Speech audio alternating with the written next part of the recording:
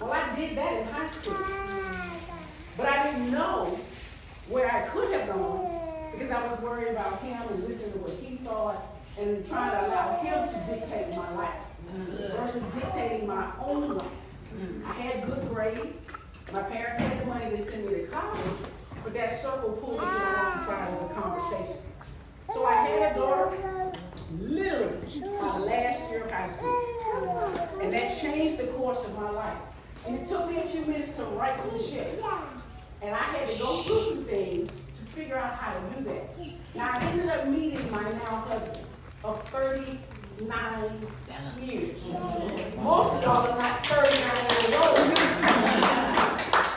And the reason that's important is because I had to make a decision to change the circle of people that I was hanging around. And so I met this wonderful man that I've now been married to for 39 years, and he is like the absolute most amazing person that I know. And I don't say that because he married me, but he just really is. He believes in me no matter what I say I'm going to do, no matter what I'm going to try.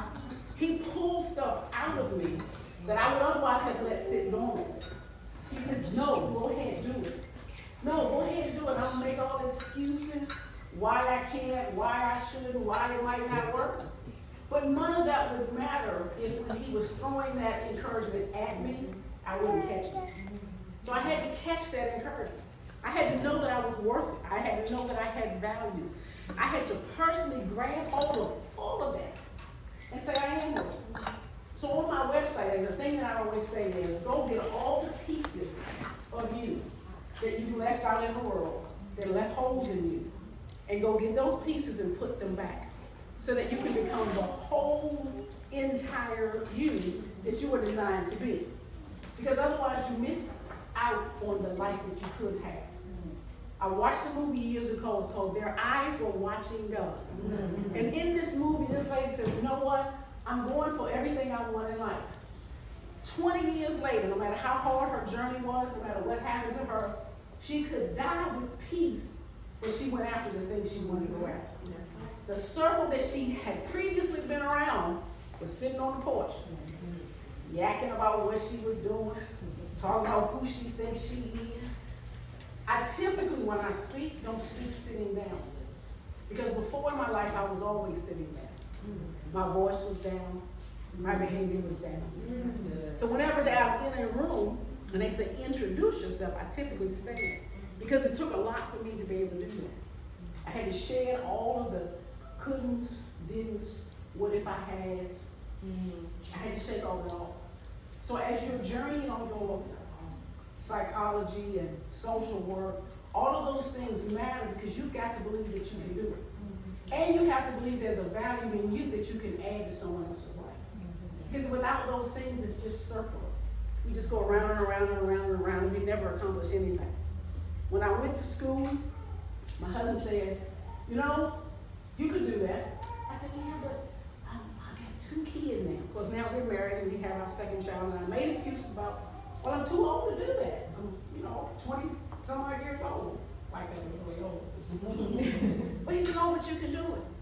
I went back to school and I got my first degree after having to stop pursuing it because of I call him the beast from the east because he was terrible. Landed me in the hospital, beat me, did all these kind of crazy things to me. But what I realized is I let that happen.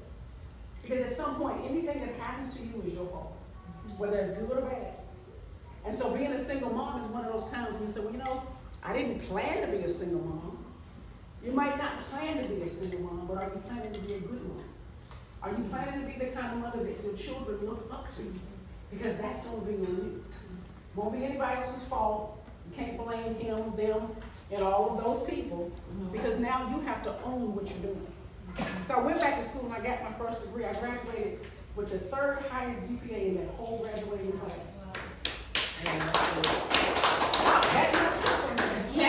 And the reason that's important is because I was working a full-time job. I had 2 kids, I had a husband, we had 2 dogs, we had 2 fish tanks, and I started full-time adventure. So I had to do a lot with a little bit of space, with a little bit of time. But I knew that it's what I wanted, so I pursued it. And I attained it. Then I started changing the circle of people that I hung around. I Had to let this one go. Had to let that one go. And later down the road, I realized that what I thought was a best friend was actually a friend of me. Ma'am. They pretended to like me. They pretended to want to see me win. Ma'am. The problem is when I started winning, they started talking behind my back. Ma'am. They started pulling on me and saying, I don't know who you think you are. I don't know why you think you will be the one to do all this and do all that. I said, well, why not?